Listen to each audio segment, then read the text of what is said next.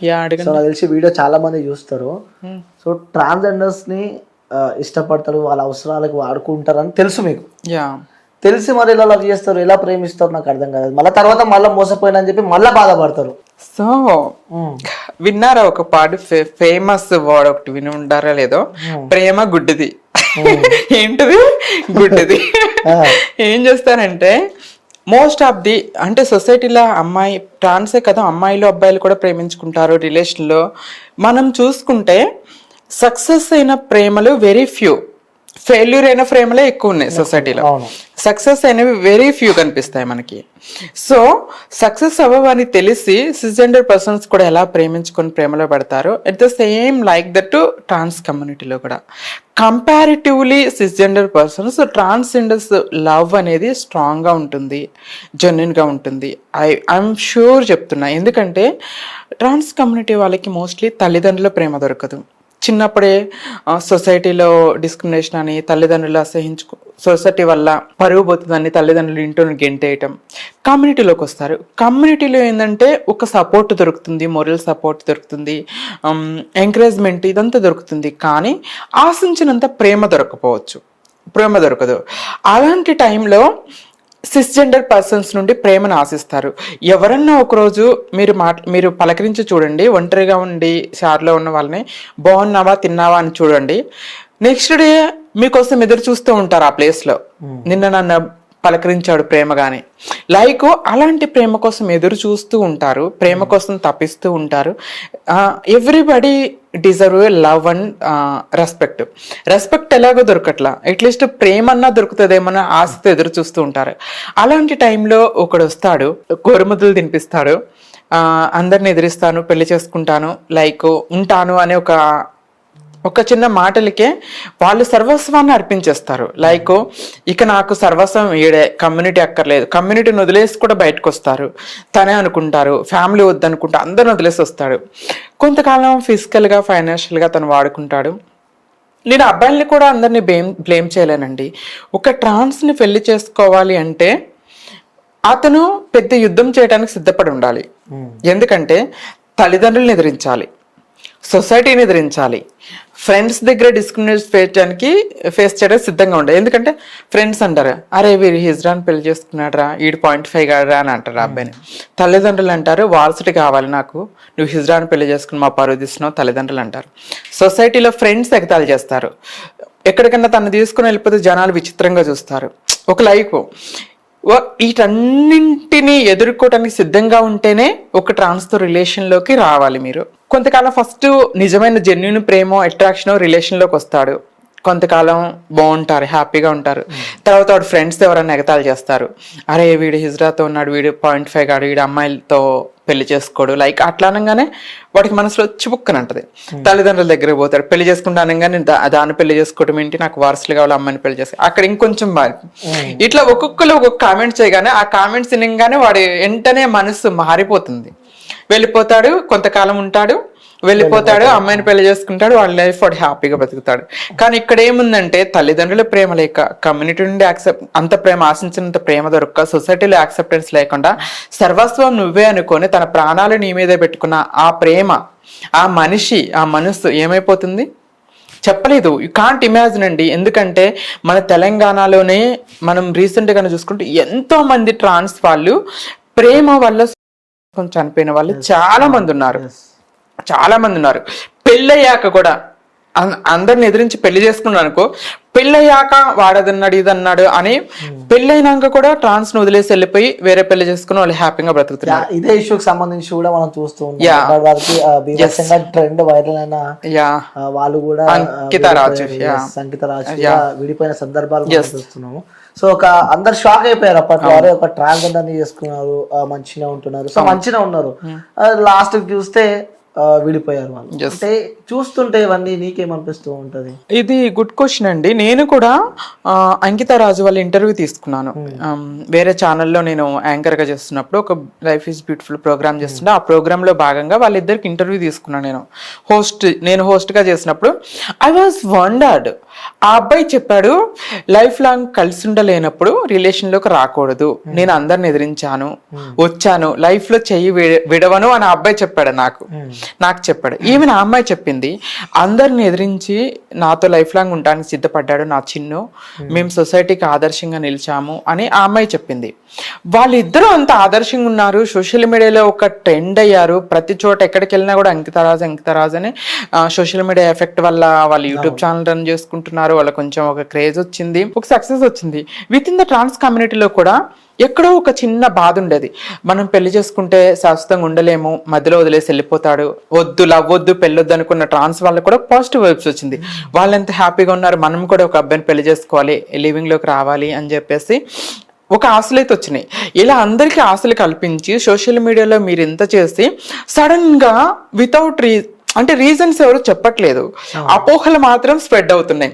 కొంతమంది ఏమో ఆ అబ్బాయి మిస్టేక్ చేయటం వల్ల ఆమె వదిలేస్తుంది అంటున్నారు, కొంతమంది ఏమో ఆమె లైక్ ఫైనాన్షియల్ గా సెటిల్ గా ఉండటం వల్ల ఈ అబ్బాయిని నెగ్లెక్ట్ చేసి వదిలేస్తుందని కొంతమంది, ఈ అపోహలు అయితే చాలా వస్తున్నాయి. కానీ నిజం ఏంటి అనేది వాళ్ళకి మాత్రమే తెలుసు. వాళ్ళు అట్లీస్ట్ సోషల్ మీడియాలోకి వచ్చి ఓపెన్ అయ్యి చెప్తే బాగుంటుందని నా అభిప్రాయం. ఎందుకంటే వెనెవర్ మీరు ప్రమోట్ చేసుకోవడానికి మీ ఇద్దరు రిలేషన్ గురించి మీరు అన్ని ఛానల్స్కి వెళ్ళి సపోర్ట్ చేసి మాట్లాడుతున్నప్పుడు అందరూ సపోర్ట్ చేస్తారు, సోషల్ మీడియా సపోర్ట్ చేస్తుంది, పీపుల్ ఆర్ ఎంకరేజ్డ్, అందరూ బ్లెస్సింగ్ ఇచ్చారు, హ్యాపీగా ఉండాలని బ్లెస్సింగ్స్ ఇచ్చారు, అందరూ సపోర్ట్ చేస్తారు. ప్రజలు కూడా ప్రజలకి లైక్ సోషల్ మీడియాకి సమాధానం చెప్పాల్సిన బాధ్యత వాళ్ళపైన ఉంది. సో వాళ్ళు చెప్పట్లేదు, స్పెసిఫిక్ రీజన్స్ ఏం చెప్పట్లేదు. మమ్మల్ని అడగొద్దు పర్సనల్ రీజన్, మేబీ ఒక పర్సనల్ రీజన్స్ చెప్పకూడని రీజన్స్ అయితే వీ కాంట్ ఫోర్స్, మనం ఫోర్స్ చేసే అధికారం మనకి లేదు. మేబీ వాళ్ళ పర్సనల్ రీజన్స్, చెప్పకూడని రీజన్స్ వల్ల ఏమన్నా విడిపోతే మాత్రం మనం ఏం చెప్పలేం. కానీ అంటే యాజ్ అ ట్రాన్స్ గా మీరు ఏం చెప్పాలనుకుంటున్నారు? లైక్ అంటే మీరు ఇంటర్వ్యూ చేశారు, వాళ్ళని చూసారు కాబట్టి ఏ కారణం వల్ల వాళ్ళిద్దరు విడిపోయి ఉంటారు అని చెప్పి మీరు అనుకుంటున్నారు? నేను వాళ్ళు విడిపోతారని అనే అనుకోలేదు, ఎందుకంటే కారణాలు తెలిసి ఉంటాయి కదా. లైక్ వాళ్ళు నాకు చెప్పింది ఇంటర్వ్యూ చేస్తున్నప్పుడు వాళ్ళు ఏం చెప్పారంటే, ఇల్లు కొనుక్కుంటున్నాము, బేబీని అడాప్ట్ చేసుకుంటున్నాము, లైఫ్ లాంగ్ వాళ్ళ అమ్మ నాన్న ఒప్పించాము, వాళ్ళ అమ్మ నాన్న ఒప్పుకున్నారు, ఇప్పుడు సొసైటీ ఒప్పుకుంది, అందరూ ఒప్పుకున్నారు, హ్యాపీగా ఉంటున్నాము అని చెప్పారు. వాళ్ళ దగ్గర నాకు నెగిటివ్ పాయింటే అనిపించలేదు. అబ్బాయి ఏదో జాబ్ చేస్తున్నాడు, ఈమె లైక్ మల్టిపుల్ సెక్టార్స్ ఇచ్చేస్తుంది కాబట్టి యూట్యూబ్ ఛానల్ రన్ చేస్తుంది, హ్యాపీగా ఉన్నారని చెప్పారు. నేను అనుకోవటం నెగిటివిటీ ఏంటంటే, మేబీ ఆ అమ్మాయి కమ్యూనిటీ బేస్డ్ వాటిల్లో చేయటం అతనికి నచ్చక వదిలేశాడా, లేకపోతే ఫైనాన్షియల్ గా ఈ అమ్మాయిని యూజ్ చేసుకోవాలి, లేకపోతే ఈ అమ్మాయి ఫైనాన్షియల్ గా సెటిల్డ్ అయింది, మంచి ఇల్లు కట్టింది ఊర్లో, లైక్ అతను ఫైనాన్షియల్ గా ఇతను యూజ్ చేసుకోవాలని అనుకుంటున్నాడా, అందువల్ల వదిలేసుకుందా అనేది నాకు తెలీదు. ఐఎమ్ నాట్ షూర్ అండి, I can't judge. Question marks ఉన్నాయి కానీ ఐ కాంట్ జడ్జ్. మీరు అడిగిన క్వశ్చన్ కి నేను స్ట్రైట్ గా చెప్పలేను, ఎందువల్ల విడిపోయారు, ఎందుకు విడిపోయారు అనేది నేను జడ్జ్ చేయలేను. బీయింగ్ ఏ హ్యూమన్ గా ప్రతి వ్యక్తికి కూడా సొంత నిర్ణయాలు తీసుకునే హక్కు ఉంది, వాళ్ళ సొంత నిర్ణయం వాళ్ళు తీసుకున్నారు. నేను ఆ నిర్ణయాన్ని జడ్జ్ చేయలేను. మీరు ఎందుకు విడిపోయారని నేను క్వశ్చన్ చేయలేను, ఏ రీజన్ మాకు చెప్పండి అని నేను క్వశ్చన్ చేయలేను. నేను ఎట్ ద సేమ్ టైమ్ దుమ్మెత్తి పోస్తామంటారు కానీ నేను బ్లేమ్ కూడా చేయలేను వాళ్ళని. దట్ ఈస్ ప్యూర్లీ నా పర్సనల్ ఒపీనియన్. ఏది ఏమైనప్పటికీ కూడా వాళ్ళు విడిపోవటం అనేది చాలా బాధాకరమైన విషయం. వాళ్ళు అన్యోన్యంగా మేడ్ ఫర్ ఈచ్ అదర్ లా ఉన్న వాళ్ళు విడిపోయారు. కానీ నా పర్సనల్ ఫీలింగ్ ఏంటంటే, రీజన్స్ చెప్పగలిగితే బాగుండేది అని నాకు అనిపించింది. ఎనీవే వాళ్ళ పర్సనల్, ఐ యాక్సెప్ట్ ఇట్. ఆమె సొంత నిర్ణయాన్ని నేను యాక్సెప్ట్ చేస్తున్నాను. ఎవరిబడి షుడ్ యాక్సెప్ట్, ఎవరి పర్సనల్ డెసిషన్స్ ని వాళ్ళు తీసుకునే హక్కు ఉంది. ఇప్పుడు ఎందుకంటే పెళ్ళయ్యాక ఇద్దరు పిల్లలు పుట్టిన తర్వాత, ఓల్డ్ ఏజ్ మనవరాళ్ళు వచ్చిన తర్వాత కూడా డైవర్స్ తీసుకుని విడిపోతున్న మనుషులు ఎంతో మంది ఉన్నారు. వాళ్ళు కొన్ని రోజులు కలుస్తున్నారు అన్నంత మాత్రంలో ఒకవేళ వ్యక్తిత్వాలు కలిసి రావట్లేదేమో, ఒక అలవాట్లు బిహేవియర్ లో చేంజెస్ రావచ్చు, జీవితాంతం కలిసి ఉండి గొడవలు పడి అభిప్రాయ భేదాలతో ఉండటం కన్నా విడిపోయి ఎవరి దారిలో వాళ్ళు హ్యాపీగా ఉండటం మంచిదని నిర్ణయించుకున్నారేమో. సో వాళ్ళు తీసుకున్న ఏ నిర్ణయానన్నా మనం గౌరవించాలి, యాక్సెప్ట్ చేయాలి. సో వాళ్ళ నిర్ణయం అది. ఓకే, సో మొత్తానికి మీరు అక్కడికి వెళ్ళి చాలా సంతోషమైన మూమెంట్ లో ఉన్నారు. సో ఎటో అన్ని తీసుకుపోయి మళ్ళీ చివరికి అక్కడికే తీసుకొస్తున్నా. So once again congratulations. Thank you. So మీ అనుకున్న కోరిక, మీ డ్రీమ్ ఏదైతే ఉందో సో అది అచీవ్ అయిపోయింది. సో చివరిగా సో ఈ కష్టానికి అంటే మీదైతే డెస్టినీ ఉందో స్టార్టింగ్ నుంచి ఎండింగ్ వరకు, ఈ డెస్టినీలో నీకు తోడుగా సాయం చేసిన వ్యక్తులు ఎవరు అంటే ఏం చెప్తావు? నా ఈ సక్సెస్ అంతా కూడా నేను వన్ అండ్ ఓన్లీ మా మదర్కి నేను డెడికేట్ చేస్తున్నానండి. నాకు వచ్చిన క్రౌన్ కానీ శాసెస్ కానీ నాకు కొట్టే చప్పట్లు కానీ నాకు వచ్చే షీల్డ్స్ కానీ బహుమతులు కానీ ఇవన్నీ కూడా నేను మా అమ్మకే డెడికేట్ చేస్తాను. ఎందుకంటే because of my mother moral support everything today I'm here. ఈ సక్సెస్ అంతా కూడా ఆమె వల్లే. వెనెవర్ ఈవెన్ మా డాడీ కూడా నన్ను చదివించొద్దు బికాస్ ఆఫ్ మై జెండర్ వద్దన్నారు. షీ ఫైట్స్, ఫ్యామిలీతో ఫైట్ చేసింది, సొసైటీతో ఫైట్ చేసింది, ఈవెన్ మా ఫైనాన్షియల్ సిచ్యువేషన్స్తో ఫైట్ చేసింది. ఎవ్రీవేర్ మా అమ్మ నా కోసం ఫైట్ చేసింది. ఈవెన్ నేను సాధించే ప్రతి సక్సెస్కి కారణం మా అమ్మ సపోర్టు, మా అమ్మ ఎంకరేజ్మెంట్, మా అమ్మ త్యాగం అని చెప్పుకుంటున్నాను. సో ఫిజికల్గా నాకు మా అమ్మ సపోర్ట్ లేదు, ఎవరి సపోర్ట్ లేకపోయినప్పటికి కూడా mentally her blessings with me always. ఆమె బ్లెస్సింగ్స్ నాతో ఉన్నాయి అని నేను బిలీవ్ చేసుకుంటున్నాను. యూనో కదా, లైక్ ఒక ఫీల్ అనేది ఎప్పుడు ఉంటుందండి, నా బాధలో, ఒంటరితనంలో, నా ఏడుపులో, నా డిస్క్రిమినేషన్లో, లైక్ నా అవమానాల్లో అమ్ముంది. But whenever I'm getting crowns, success వస్తుంది, అందరు క్లాప్స్ కొడుతున్నారు, అప్రిషియేట్ చేస్తున్నారు, ఇంటర్వ్యూస్ తీసుకుంటున్నారు, లైక్ పేపర్స్లో వస్తుంది నా గురించి, మా అమ్మ లేదు అనే బాధ వెంటాడుతుంది. యూనో నేను 10th సెకండ్ క్లాస్ పాస్ అయినందుకు మా అమ్మ ఊరు మొత్తం తిరిగేసి పాస్ అయిందని చెప్పుకుంటా గర్వపడ్డ వ్యక్తి ఈ రోజు మా అమ్మ ఉంటే ఎంత గర్వపడేదో, ఎంత మురిసిపోయేదో, పొంగిపోయేదో. I'm missing that proud moments. అమ్మ లేదు. అమ్మ ఫిజికల్ గా నా దగ్గర లేకపోయినా కూడా పైనుండి తను చూస్తూ ఉంటుంది. నా సక్సెస్ చూస్తే తను హ్యాపీగా ఫీల్ అవుతుంది అని నేను అనుకుంటున్నా.